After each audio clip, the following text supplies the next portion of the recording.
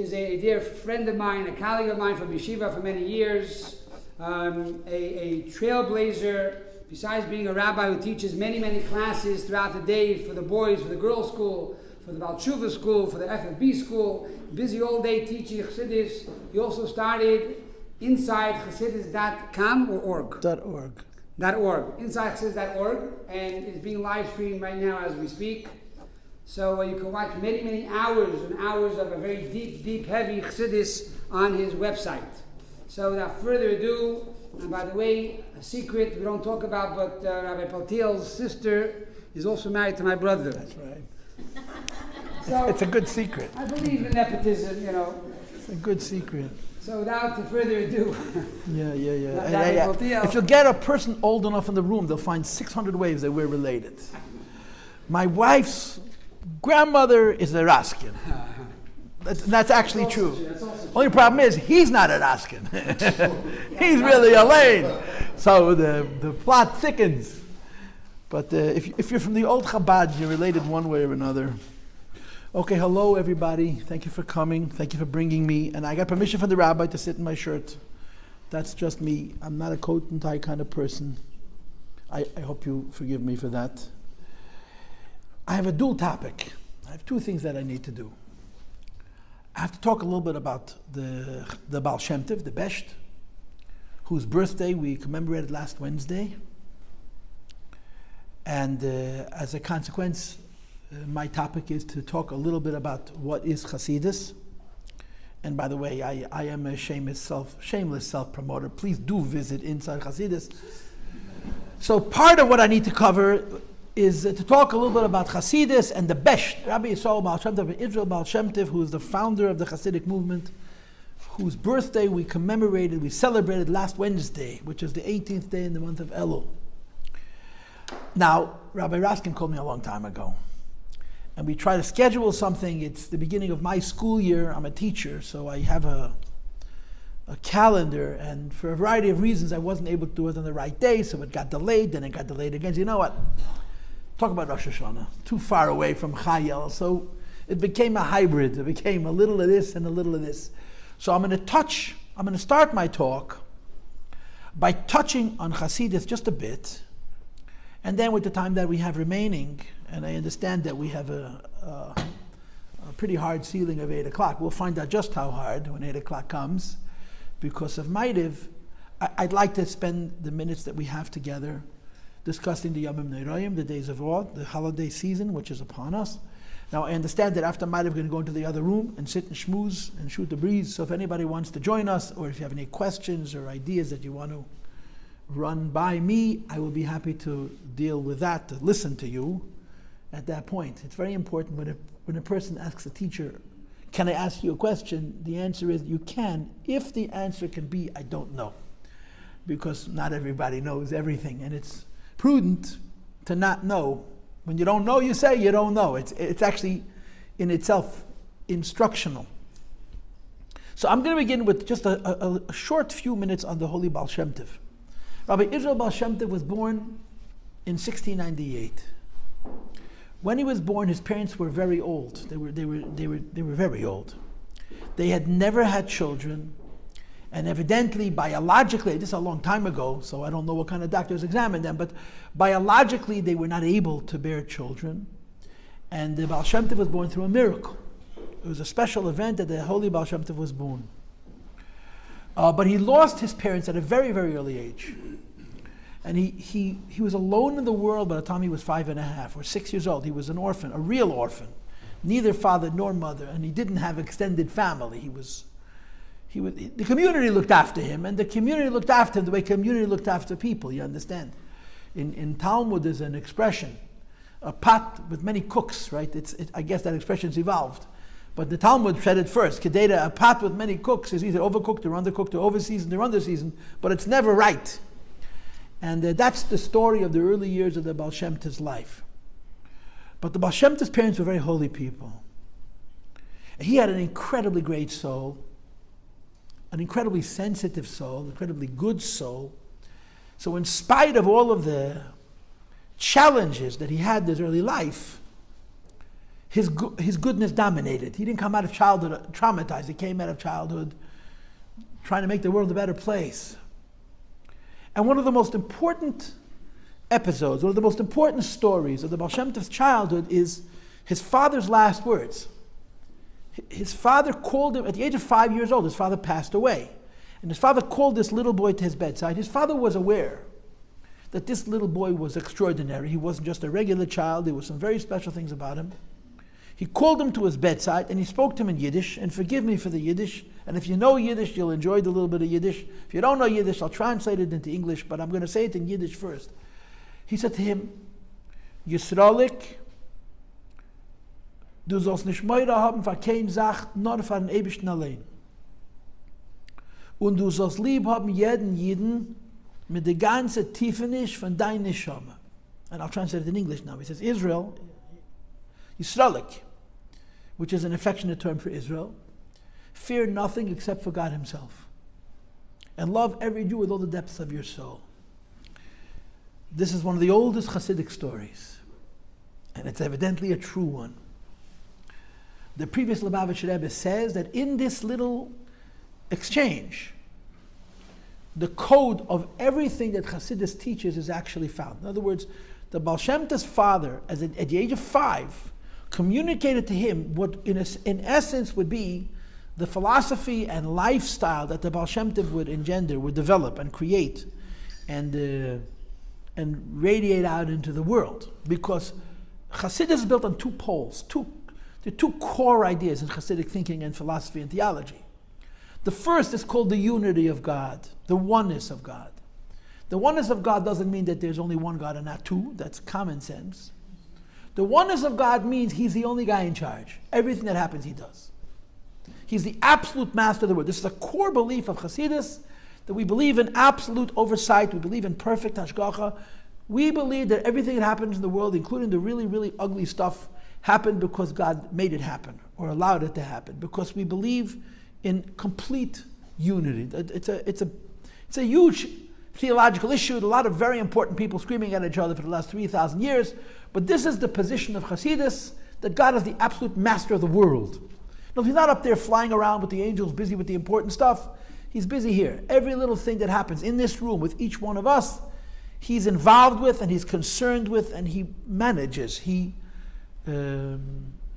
provides providence for, direction. That's the first core belief of Hasidus. And that's the first half of the phrase. Fear nothing except for God himself means there's nothing to fear but God, because he's the only person, the only entity, I should say, with real authority, with real power.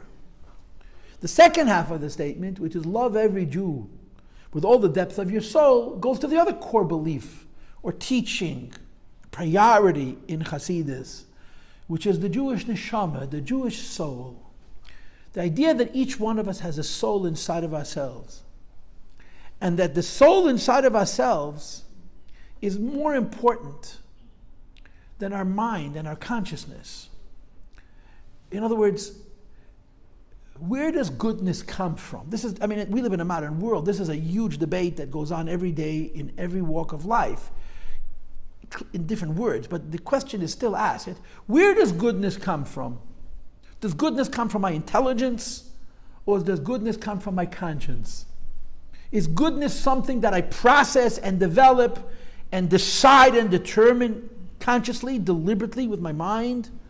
Or is there a goodness that comes from something much deeper inside of me, where I'm not creating the goodness, I'm simply accessing the goodness? And if you understand the modern world, you understand that there is clearly two camps, there's two groups of people.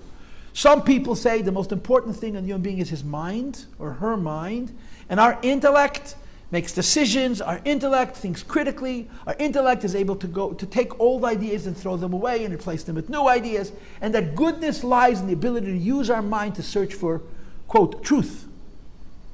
There's another camp that says that goodness really lies inside of us, and the best word to use to indicate this would be conscience. Human beings have conscience.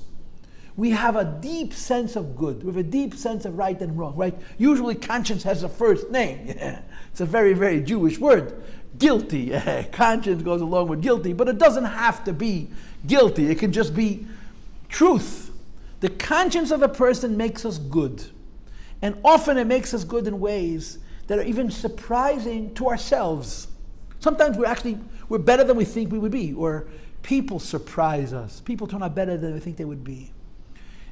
Chassidus, without a question, believes the latter, not the former. Chassidus teaches that there's a soul. The soul is deeper than the mind, and the human being is defined more by his soul than he is by his intellect. In other words, to live a healthy, successful, and I'm going to use a bad word in a shul, God forgive me, happy life, for a person to experience joy and happiness and purpose in life, they're far better served to define themselves by the inner voice, but then to quiet that inner voice by their intellect and try to recreate a new world using their own mind. And that's really the Hasidic thinking. And because of this, when Hasidus looks at a person, any person, all of humankind, but in a specific way when it talks about Jewish people, we speak about the Yiddish neshama, the soul. And there's an argument that the soul is good. We are a mixed bag, right? We're a little of this and a little of this. We have one rule about our lives. The rule about our lives is we want nobody to judge us. Don't look too close, right? If you look in the mirror too close, you're going to find something you don't like. So don't look so close. We don't want to be judged. We don't want to be noticed. We want to just be. We are what we are. But the neshama, the subconscious, the soul, the conscience, the place from where we have a deep inner sense of right and wrong is truly good. And Hasidic thinking is based heavily on giving the soul voice. In other words, if you understand Hasidus, you know that Hasidus has a two-step process. Number one, identify your soul, acknowledge your soul, and celebrate your soul. Which means identify, acknowledge, and celebrate the fact that the greatest things about me are not the things that I did. The greatest things about me are inside, are my goodness. Then there's a number two, which is the trick, the difficult one. Figure out how to create an actionable life, a practical, actionable life that will give voice to my soul.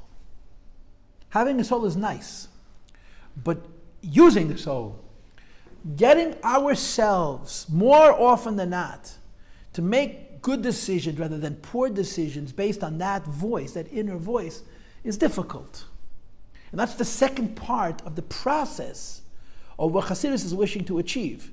Hasidus talks to you that there is a soul, and argues it pretty good, but Hasidus is almost 300 years old. Last Wednesday, Hasidus turned 288, for those who care.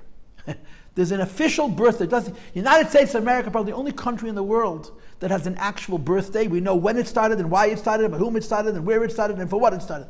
Hasidus has a birthday, a definitive day, the 18th day in the month of Elul, which is always the end of August, or the beginning of September, in the year 1734. Okay, now we're holding 2022, so you do the math.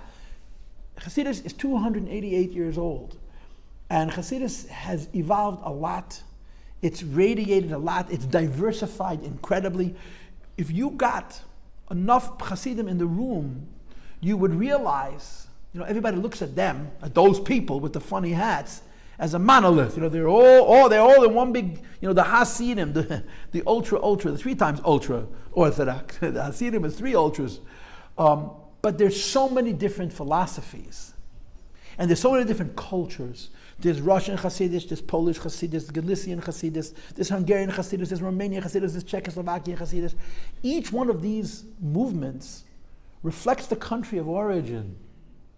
The culture of the Hasidus will reflect the environment in which they live. Russian Hasidus will reflect Russian culture, Russian thinking, Russian way of life, as will a Galician Hasidus or a Polish Hasidus. And that's why there's such incredible diversity in Hasidus. But behind it all, there's a common thread.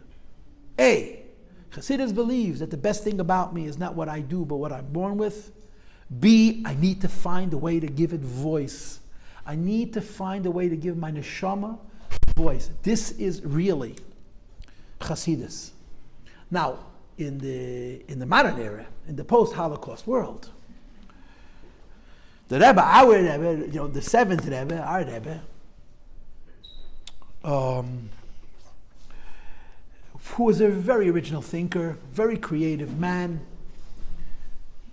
He wasn't afraid to think outside the box. He wasn't afraid to go against tradition. I think the best way to describe the Rebbe is by saying he changed so many things in Jewish culture and tradition so that nothing about Jewish tradition and culture should change at all.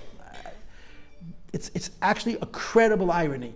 He changed so many things in how Jews do Hasidim, which are like I said, three ultra Orthodox.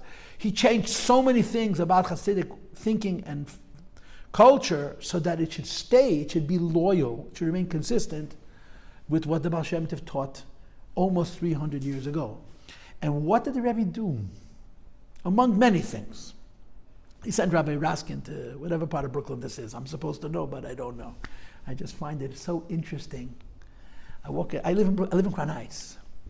In Crown Heights, as soon as you have money, you try to make the house look different than it used to look 50, 60, 70, 80 years ago. You make it modern. It's very hard to make a house which is 100 feet long and 20 feet wide modern, and there's no space to move on either side because you're boxed in by other houses. Thank God for the brownstones that we're supposed to love. But we try to make it. This is trying to make Brooklyn look like Brooklyn. I just find it interesting. The first thing that you notice is how tall the ceilings are. Anyway, so I don't know what neighborhood this is, but it's Rabbi Raskin's neighborhood, downtown Brooklyn. The Rebbe sent him here, right? The Rebbe took a group of Jews who were traditionally terribly insular, really very insular, which means they put walls around themselves and they lived cloistered existences and they didn't know what's going on in the world and they didn't want the world to know what they're doing, which is part of the reason Chassidus is so mysterious, and I would say part of the reason that Chassidus gets such bad press, because the only thing Americans want to know about Orthodox Jews is, tell me how you live. Don't keep it a secret. Tell me how you live and I'll be fine. But everything's a secret, yeah? The Rebbe took Hasidic Jews who traditionally were so insular, so to themselves, and he made them change themselves into radiators, into going out. It's a huge change in the culture of the people. The Chabad Jews who came from Russia to this country, and they had this new Rabbi Schneerson, and they had a very, very hard time doing what he said, because they were interested in being in the shul and doing their own thing, and don't bother me, and don't look at me, and leave me alone. Chabad has this mishigas about humility and not being seen and all of that. And here, the Rebbe changed so many of these things to create a Chassidus which is American. What is America? America, a guy once told me, Americans don't make the best machines, but they certainly know how to sell them. America is the best merchant in history. We know how to sell anything. We can sell you a piece of junk and you'll think it's gewaldic. You have to just put it on the right bumper sticker and you have to pay, the right makeup and the right whatever it is, right? America is a country that demonstrates, that shows. So the Rebbe says we're going to create a Chassidus that demonstrates. We're going to create a Chassidus that shows, it's out in the street and says, I'm not hiding, this is who I am. You have a question, I'll answer it. You want to know what I do? This is what I do. And it takes away the mystery, it takes away the distrust. And it's one of the contributions of the Rebbe. But there's one other thing that I want to talk to. The Rebbe reduced Chassidus to a mitzvah. You're in an airport, you're on an airplane, you're on vacation.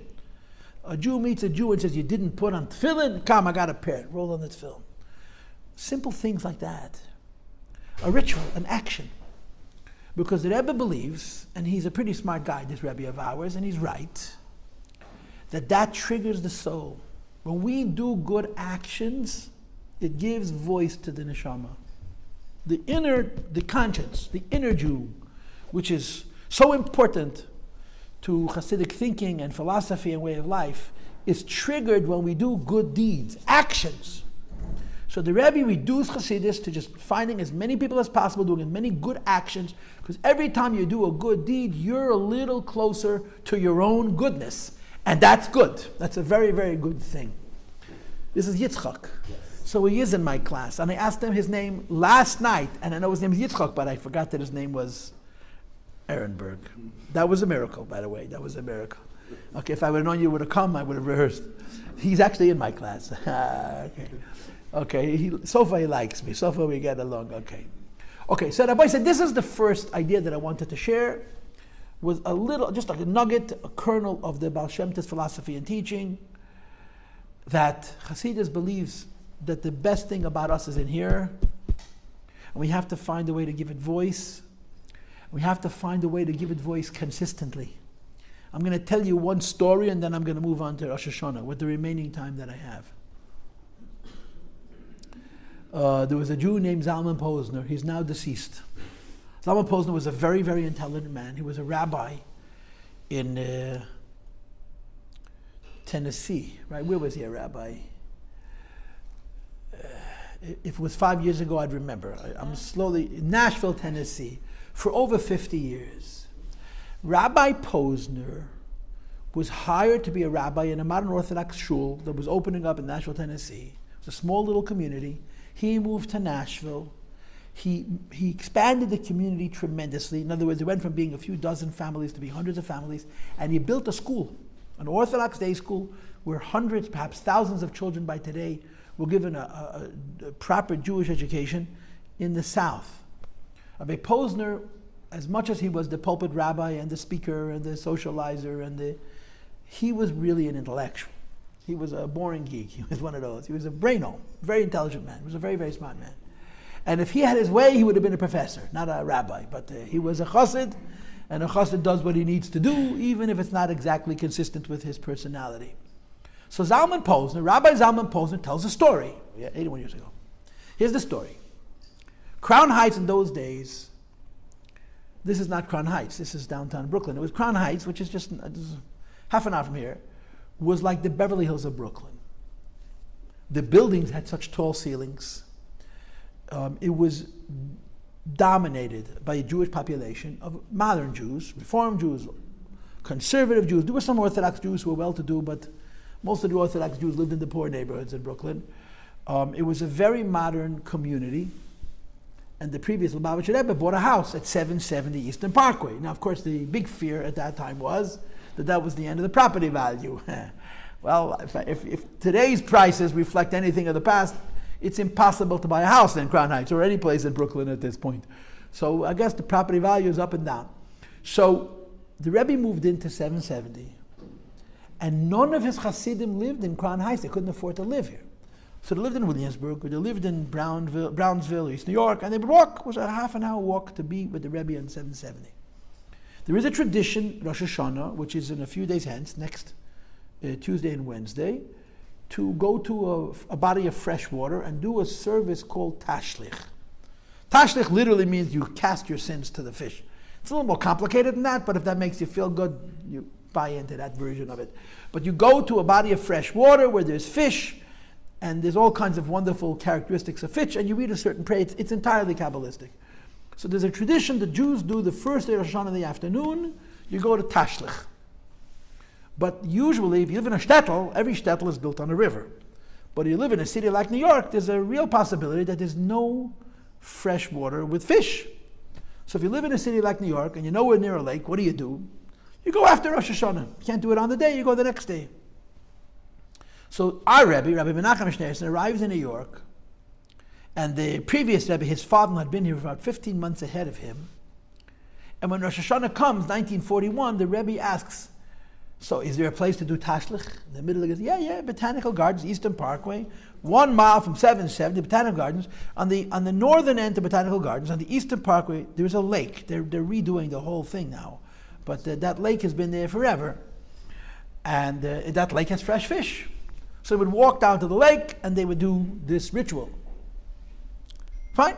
So at 5 o'clock in the afternoon, on the first day of Rosh Hashanah, about 80 men gather in front of 770 to take the hike, a 20-minute walk to Tashlich, to go into the park, and they would leave the park open. Usually the park closes at 5 o'clock. All the Jews wanted to come and cast their sins to the fish. Rachmanis on the fish in 770.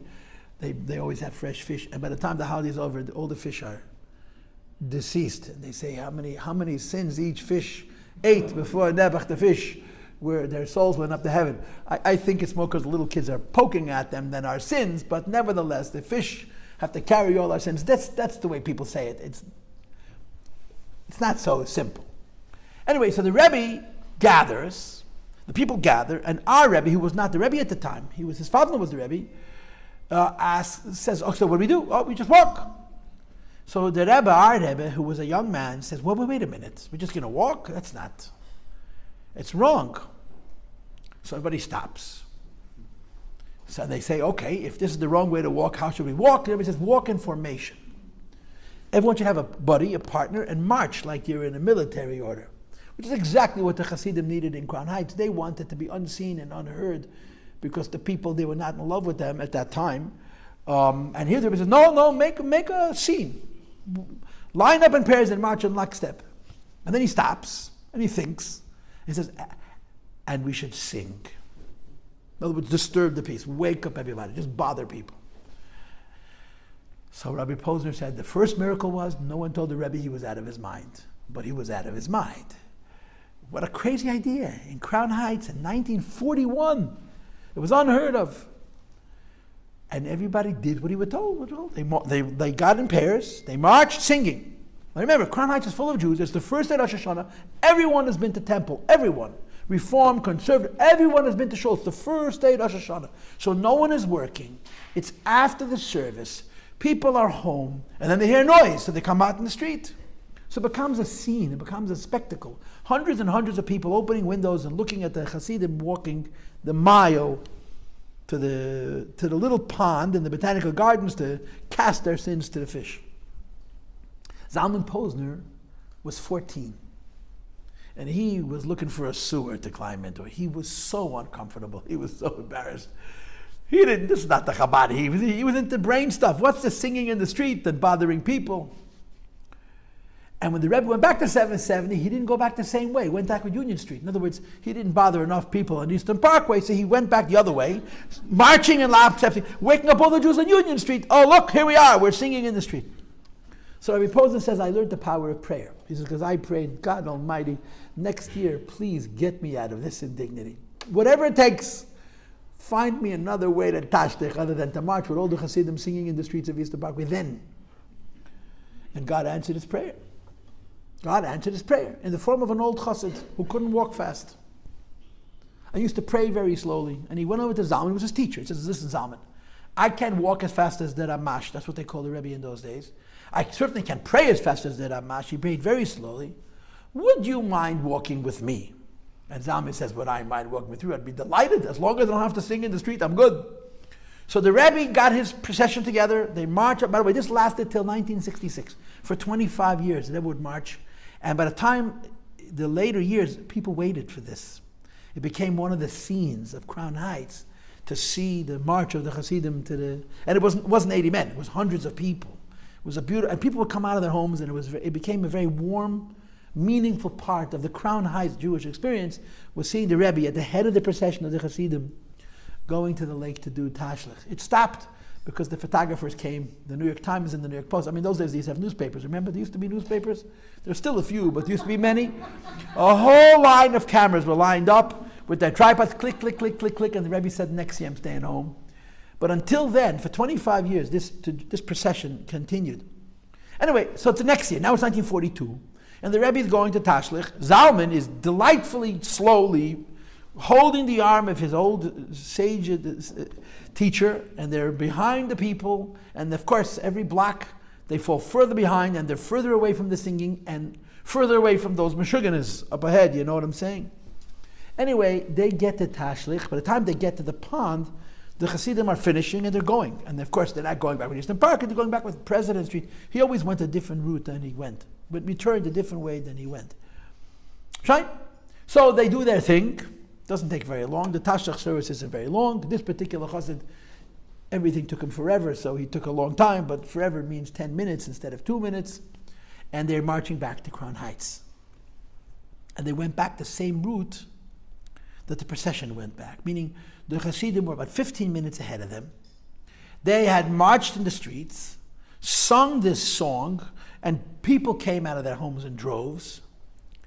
And now Zalman and his old teacher, whose name was Rabbi Levit and Rabbi Shmuel, are marching together, and they're watching the people who've come out of their homes getting ready to go back inside. They saw the show, they saw the spectacle, they're going into the house. And as they're marching, as they're walking, an elderly man walks up to Zalman, who's all of 14 or 15 years old, grabs him by the collar. Today you grab a kid by the collar, you get an elbow, but in those days the world was a little different, and I'm not so sure we're better off today than they were then. He grabs him by the collar and says, "Why are they singing? What's this? What are they singing?" So Zalman thinks to himself, this is God's sense of humor. He spared him the need to sing. All he's got to do is explain it. All he has to explain why they Meshuggahs are walking in the street singing. So what am I supposed to tell this man? So I started to stammer and I started to stutter. I don't know why we're singing. This Zalman, the Rebbe's son-in-law said to sing, so we're singing.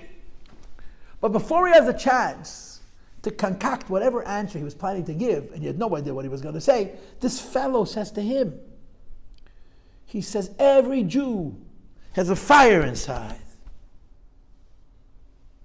And the fire can become latent. It can become sleepy. It can become lethargic. It can become dysfunctional. It can become asleep. And when they walked by, singing, and this is the middle of the Holocaust, mind you, I'm proud to be a Jew. I'm proud to be a Jew. And I promise you they weren't singing, I'm proud to, whatever, it didn't matter. That's what he heard. He didn't hear Ufaratzta or whatever. He heard, I'm proud to be a Jew. He says that ember ignited and burst into flames and walked off.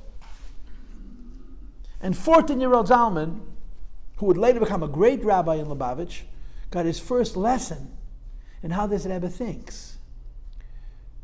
You touch Yiddish and Neshamis through singing in the street, by doing a mitzvah. This is what it's all about. The idea that inside us there is a Jew, and you want to ignite it, you want to trigger it, you want to get it to turn over. The engine should go on, and then it's a domino effect. It just continues. Now I got to talk about Rosh Hashanah, and I don't have much time. So how do I associate Chassidus with Rosh Hashanah? How am I going to link Chassidus to Rosh Hashanah? It's very simple. One of the important components of the Chassidic philosophy, but the idea that you don't make yourself Jewish, but you find a Jew inside, that it's not conscious, but it's conscience, right? It's not the deliberate choices I make, but it's the soul that I trigger and I arouse and so on, is that in Chassidic philosophy and Chassidic thinking, Chassidic theology, there is a extreme positivity of life.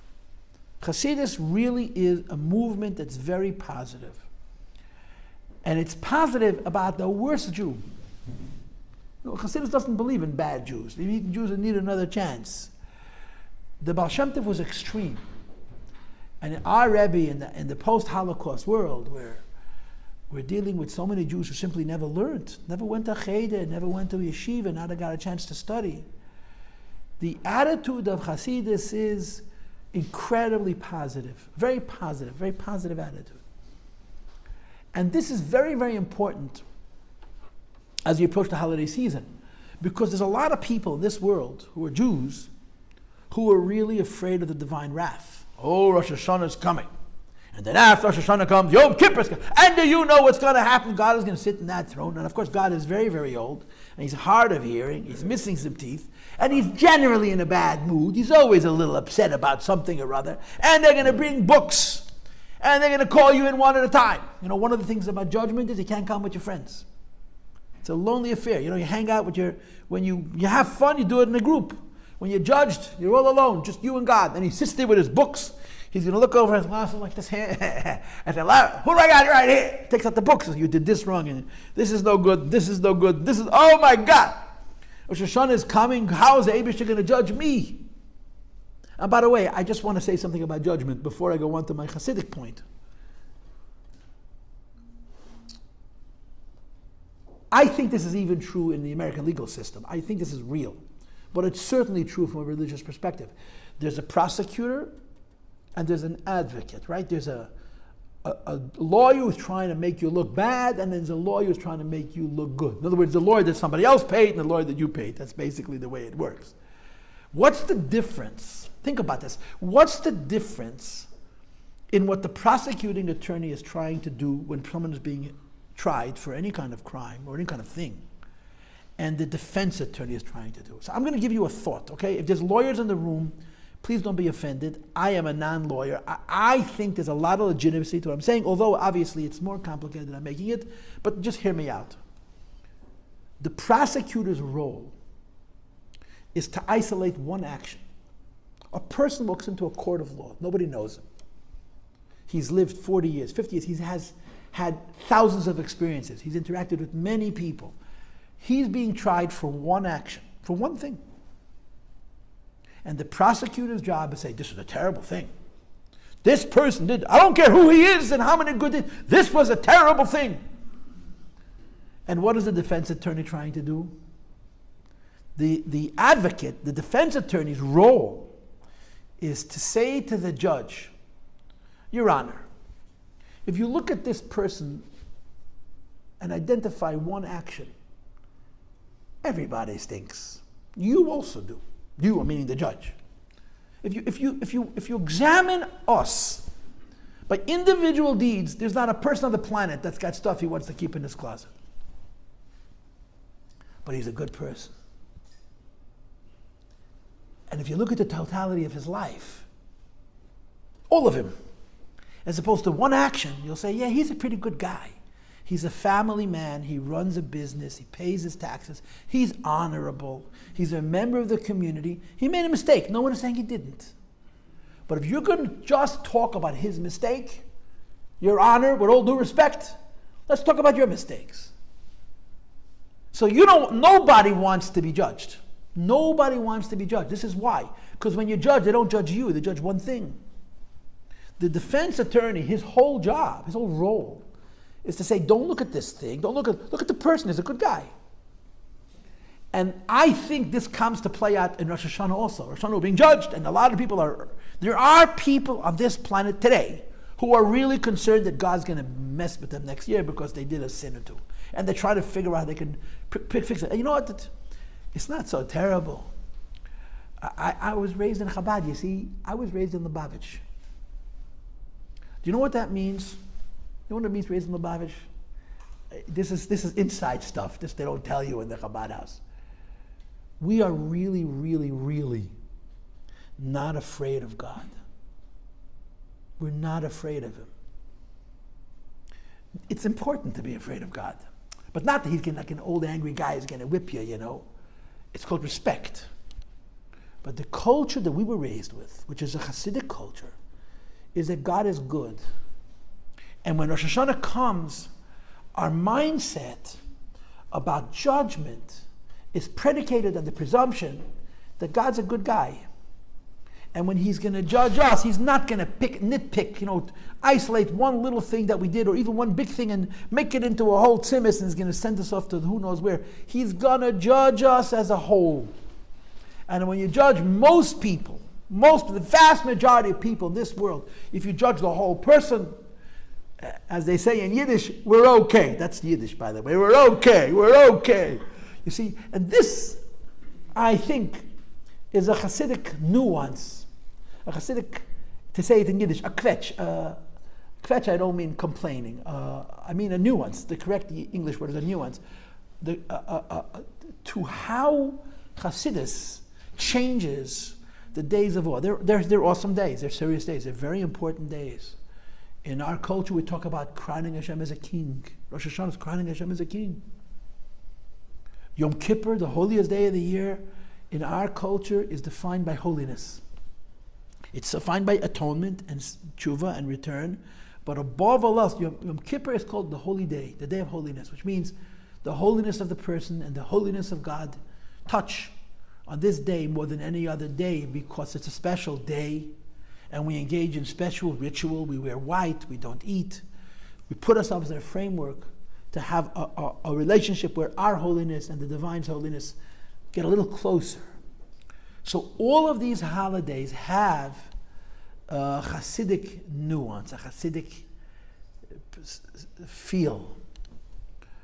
And in the Hasidic world, days of judgment are happy days.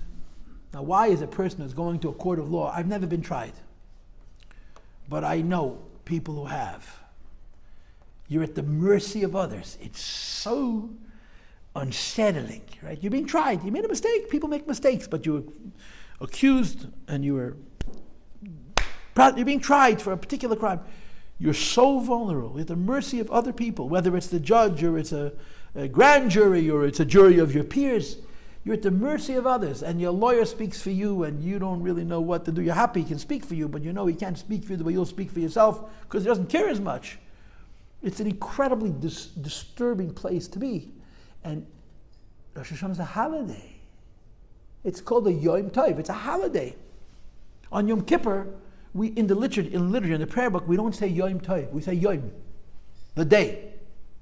Rosh Hashanah, some cultures, some Jews, don't say Yom Tov either. They say Yom, the day of Rosh Hashanah. We say Rosh Hashanah, the holiday of Rosh Hashanah.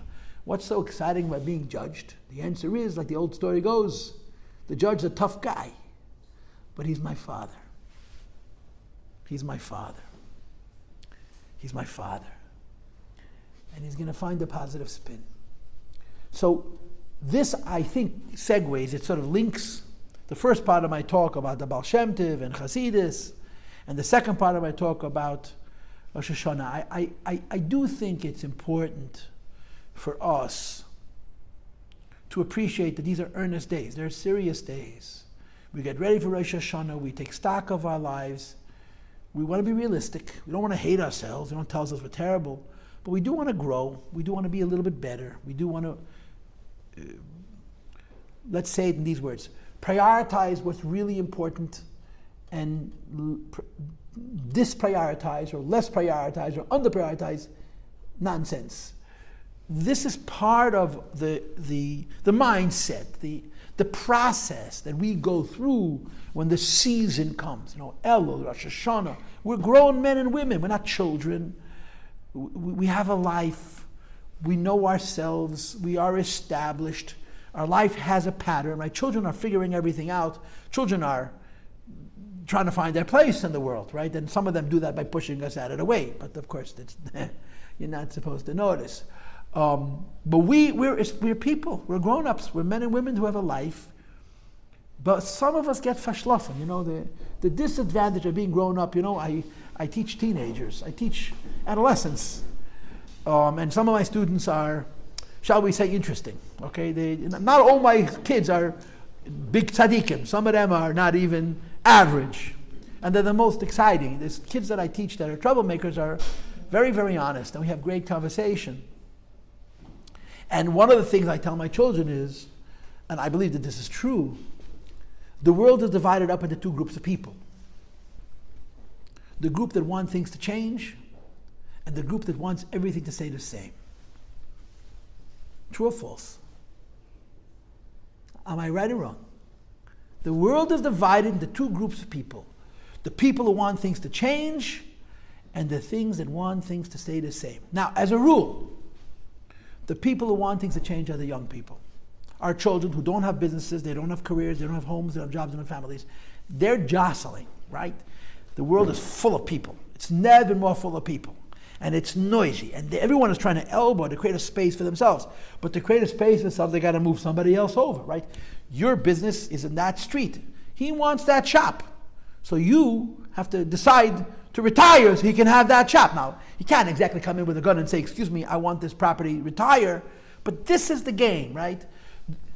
One of the ways of distinguishing the people who want things to change from the people who want things to stay the same is young people, they're all about evolution. Older people, by the time you're 35, 40, whatever age it is that you sort of find your place in the world, then you just keep it the same. And by the way, the same is of course true not just of young and old, it's true of haves and have-nots, right?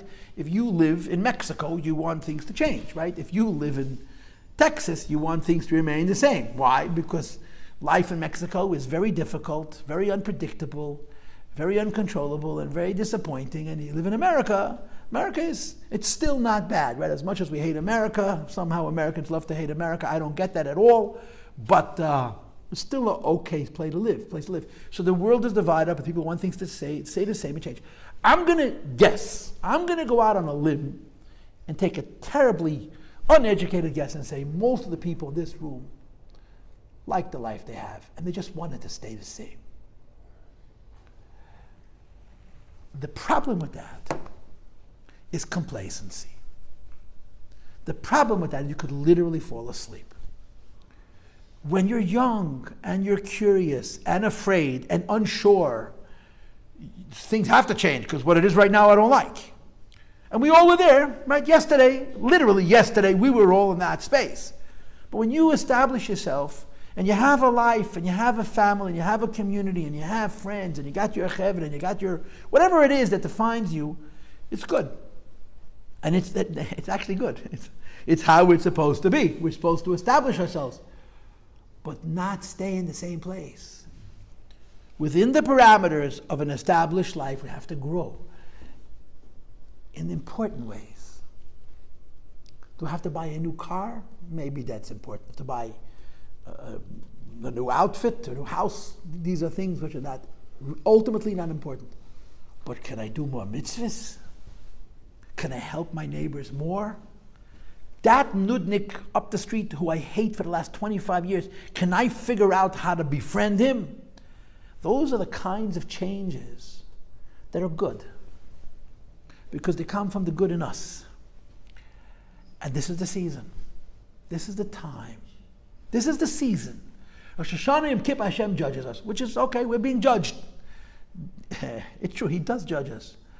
But he's not a mean, angry old guy who's picking on us because he's hard of hearing and he can't taste food, so he wants to take all the pleasures away from us to make it even. He's a nice guy. He's our Father. And when he judges, he doesn't isolate the few bad things we did and put them on a scale and say, look how terrible you are. He judges the person. And when you judge people, almost always, like they say in Yiddish, we're okay, we're okay, we're okay. But from our end, it's a season for conscientiousness, for focus on this, on not falling asleep. Not just saying, I like my life so much, I want nothing to change, so I'm not going to do anything. That's not good. That's not good.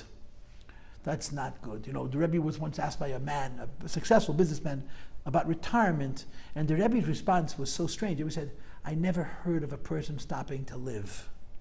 That's how he referred to retirement. I never heard of a person stopping to live. Life is established, life is good, we've got to grow.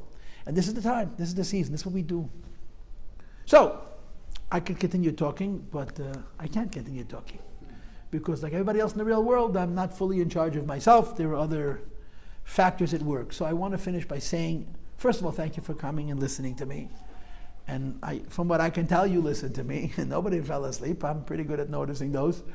And I want to wish all of us a year of health. A year of health. The two things that we never talk about that are the most important things in the world are health and wisdom.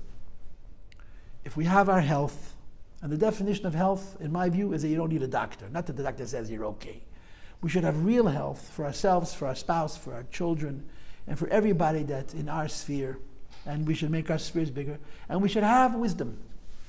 Seichel, real seichel, the wisdom to remember what's really important and to use the blessings that Hashem has given us, the health that we have and the wealth that we have and the community that we belong to and the social group that we belong to, the influence that we have. We should use all the gifts God has given us wisely and constructively and make the world a better place. And then Mashiach will come.